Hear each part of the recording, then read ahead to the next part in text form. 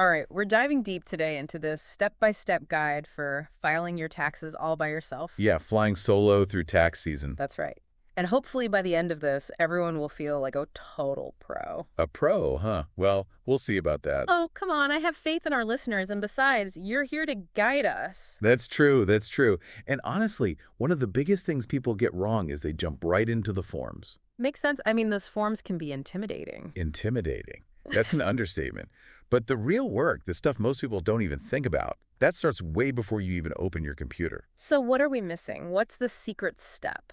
It's not really a secret, more like common sense that everyone forgets. Yeah. You got to gather your tax toolkit, all the essentials. Okay, so not just my W-2, I'm guessing. No, not just that. It's like, imagine you're building a house. Right, I'm following. If the foundation is messed up, the whole thing's going to fall apart, so you got to make sure you have all the right pieces before you even start. Your tax toolkit, that's your foundation. Solid analogy. So what kind of stuff are we talking about besides the W-2? All sorts of things. Let's say you sell stuff online, through those, what do they call those platforms? Everyone's using them these days. Oh, right, like Etsy or eBay or something like that. Exactly. Those 1099-Ks, people forget about those. I honestly it never even crossed my mind. See? That's what I mean. Or brokerage statements. No, those I know I have somewhere. Somewhere, right. Get to finding them. Those 1099 INTs, 1099 DIVs, 1099Bs, so many numbers. I'm already feeling a little overwhelmed. Well, that's why we're doing this, to break it down. Yeah. And those statements, especially for anyone who's been, day trading, there can be some serious deductions hiding in there. You know what? That reminds me of when I tried my hand at day trading for a bit. Oh, yeah? How'd that go? Let's just say I'm sticking to my day job. But you're right. I completely forgot about those statements. And that's just one example. If you're a freelancer, independent contractor, all that, you need your 1099 NECs. Ah, yes, the self-employed life. Exactly. And don't even get me started on expenses. Expenses are a whole other beast. They can be, but they can also be your best friend, especially for the self-employed. Home office deductions, mileage, all that, it all adds up. Okay, starting to see the bigger picture here. But the key is you need proof, documentation, receipts, invoices, mileage logs. You got to have it all organized. So basically, we need to become like financial detectives. Exactly. Yeah. You got to hunt down every little deduction, and you got to be able to back it up with evidence. This is definitely making me rethink my whole filing system. I'm more of a shove it in a drawer and hope for the best kind of person. Well, I hate to break it to you, but that's not going to cut it. Yeah, I figured. No. Any tips for someone like me who struggles with organization? Plenty. Find a system that works for you. A dedicated folder, a spreadsheet, even a shoebox. Anything's better than chaos. Yeah. And the most important thing is consistency. Do it all year long, not just when April rolls around. So let me get this straight. We've got our mountain of paperwork. We're organized. What's next? Now the real fun begins. It's time to choose your filing method. It's like picking your character class in a video game. Okay, love a good video game analogy. Lay it on me. So you got your classic warrior, the one who goes in head on. That's your paper filing. Tried and true. I respect that. Reliable, for sure, but can be a bit slow and clumsy, Lots of paperwork. Not exactly known for its speed and agility. Exactly. And then you have your rogue, fast, sneaky, efficient. That's online tax software. It's like having a guide leading you through the dungeons of tax forms. Okay, that's sounding more my speed. But what about the mage? Every good party needs a mage, right? Ah, the mage. That would be IRS free file. Powerful stuff, could save you a ton, but there's a catch. There's always a catch. Got to be under a certain income limit to use it, so it's not for everyone. Okay, so we've got our warrior, our rogue, and our mage. How do we choose which class is right for us? Well, that depends. Your comfort level with technology, how complicated your taxes are, and of course for the mage, your AGI. Right. Got to meet those stat requirements. Exactly. Yeah. Now, before we pick our class and really get into the nitty-gritty, there's one more big decision. Oh, and what's that? We got to figure out your filing status. It's like choosing your house at Hogwarts, Mm-hmm. Each one comes with its own perks and quirks. Ooh, love it. Okay, tell me more about these tax houses. First, you got your single folks, independent, doing their own thing. Client solo. Yeah, exactly. Then you got your married filing jointly couples, 2 players on the same team. Power couple taking on the IRS together. You got it. But hold on, there's also married filing separately. Wait, what? I thought married couples always file together. Sometimes they do. Sometimes it makes more sense to do your own thing, even if you're married. That's all about strategy. Ooh, intrigue. Okay, what other houses are there? You got head household, perfect for single parents or anyone taking care of dependents. The caregivers, the responsible ones. Right. And then there's qualifying widow or widower. That's for folks who recently lost a spouse. A very specific situation. It is, and it comes with its own set of rules. The point is, choosing the right house, filing status, it's not just about your marital status, There's more to it. way more. It's about dependents, how you file, even how much you earn. All of that plays a role. Choosing the wrong status, it could really mess things up. Wow. Okay, starting to see how crucial this It's is. like choosing the right wand, you know? Yeah. The wrong one and your spouse just won't work. Okay, that's a great way to put it. So we've gathered our tools, picked our house. What happens next in this magical tax journey? Next, well, that's where the real magic happens. Yeah. We're going to delve into deductions and credits, the secrets to saving some serious cash. Now that's what I'm talking about. But we're going to have to save that for the next part of our deep dive. Ugh, fine, but I'm already on the edge of my seat. I know, but trust me, it'll be worth the wait. All right, you've convinced me. Everyone, be sure to come back for part 2, where we'll unlock the secrets to deductions and credits, and maybe, just maybe, make tax season a little less painful. A little less painful, that's the goal. See you all next time. Okay, so we figured out our tax house, right? We've been sorted. Exactly, and we've gathered all our important documents. Our financial spellbooks. Love it. So now, what's next? I'm ready to unlock these so-called tax secrets. Well, get ready, because this is where things get really exciting. We're talking deductions and credits, the keys to keeping more of your hard-earned money. I'm all ears. Tell me everything. All right, so first things first, you got to choose your path. Are we taking the standard deduction route, or are we venturing into itemizing? Decisions. It's like a fork in the road. It is. One path is nice and straightforward. The other, well, it's a bit more of a winding trail. Okay, I'm intrigued. Tell me more about this straightforward path. That's your standard deduction. It's like a guaranteed discount, a set amount you can deduct based on your filing status. So no need to overthink it. Just take the discount and move on. Pretty much. It's simple, no complicated calculations, no receipts to dig up. Sounds tempting. I'm all about keeping things simple. But is there a downside? Well, the potential downside is you might be leaving some money on the table. Ah, okay. I see where you're going with this. So tell me about this other path, the one that's a bit more, adventurous. That's itemizing, my friend. It's where those meticulous records we talked about really come in handy. Right, the receipts, the mileage logs, all that jazz. Exactly.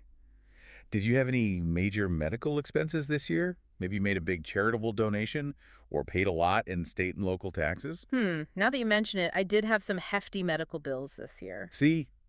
That's what I mean. Itemizing takes more effort, but it can lead to some serious tax savings. So it's a bit of a gamble. You put in the work, and you might hit the jackpot. You got it.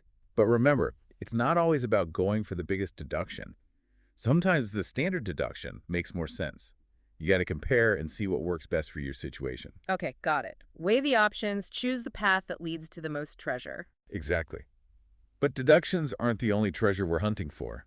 Don't forget about tax credits. Right, those were like bonus points or something, right? More like bonus levels. Deductions lower your taxable income, but credits, they directly reduce the amount of tax you owe. Okay, so credits are even better than deductions. In many cases, yes. They can be a real game changer. All right, I'm officially on a credit hunt. What kind of credits should we be looking for? Oh, there's a whole bunch of them, each with its own set of rules.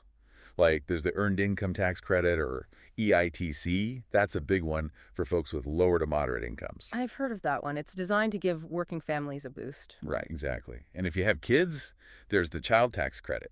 That one can be huge, especially for families with young children. Okay, so these credits are like secret weapons in our tax-saving arsenal. They are. But don't get too excited just yet. We still have to face the final boss. Uh-oh, you're not talking about Form 1040, are you? The one and only. It's the big kahuna, the culmination of all our hard work. I'll be honest, that form gives me nightmares. I get it. It can be a bit intimidating. But we've got this. We've gathered our tools, we've honed our skills, and we're ready to take it down. All right, Coach, give me the game plan. Okay, so first let's break down this beast.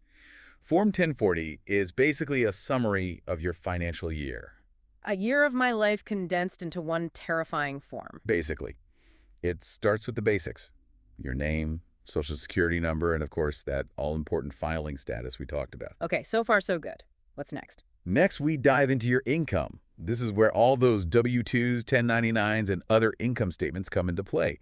We got to report all your earnings, every penny. So this is where all that organization pays off. You got it. And once we've accounted for all your income, it's time to unleash our secret weapons. Those deductions and credits we've been talking about. Yes. Finally, time to put those bad boys to work. We're going to strategically apply them to lower your taxable income and hopefully reduce the amount of tax you owe. I can already feel my stress level decreasing. But hold on, before we get too excited, we got to make sure everything is accurate. One wrong number, one misplaced decimal, and it could throw everything off. So double check, triple check, basically check everything a million times. You got it. We don't want any mistakes sneaking past us. Okay, so we've slayed the Form 1040 beast. We've double-checked everything. What's next? Is the quest finally over? Almost. We've conquered the form, but we still have to file it. Right, gotta deliver the message to the tax kingdom. Exactly. And luckily, we have a few options for delivery. We can send it through the mystical portal of online filing, or we can go old school and entrust it to the Royal Mail carriers. Online sounds a lot faster and probably less chance of something getting lost, right? It is. And you can track its progress, so you know exactly where it is at all times. Okay, online it is. So we hit submit, and then we just wait. Not quite. The final step is to track your refund, or if you owe, make sure your payment reaches the kingdom on time. So this is where we find out if we've earned a royal reward or if we have to pay a tax tribute. Exactly. But don't worry, the IRS has tools that let you track your refund every step of the way. You'll know exactly when to expect your treasure. Awesome. So we've gathered our documents, chosen our path, conquered the 1040, and filed our return. I'm feeling pretty accomplished right now. You should. We've covered a lot of ground. But before we celebrate our victory, there's one more thing. Ooh, what's that? It's time for the bonus round. Think of this as learning from the mistakes of cast adventurers. Okay, I'm all about learning from others' mistakes. Yeah. Lay it on me. All right, one of the biggest traps people fall into is procrastination. Starting early gives you time to gather everything, plan your strategy, and avoid that last-minute scramble. So no all-nighters fueled by coffee and panic. Definitely not recommended. Another important tip. Accuracy is key. One wrong number can throw everything off, so double-check everything. Noted. Any other words of wisdom from a seasoned tax veteran? Stay organized. Keep those records for at least 3 years, just in case the tax kingdom decides to audit your journey. Okay, so basically, treat your tax documents like precious artifacts. Exactly. And last but not least, be wary of scams. There are a lot of shady characters out there trying to take advantage of unsuspecting taxpayers. Right, gotta stay vigilant. You got it. Always double-check everything and make sure you're dealing with legitimate sources. Okay. One final, super important thing before we move on. Hit me with it. Deadlines. Remember, even in this fantastical world of taxes, deadlines matter. Right, April 15th, the day the tax man cometh. Exactly. Mark it on your calendar, set reminders, do whatever you got to do to make sure you don't miss it. Okay, April 15th, got it. But what about those estimated tax payments we talked about? Are those due on the same day?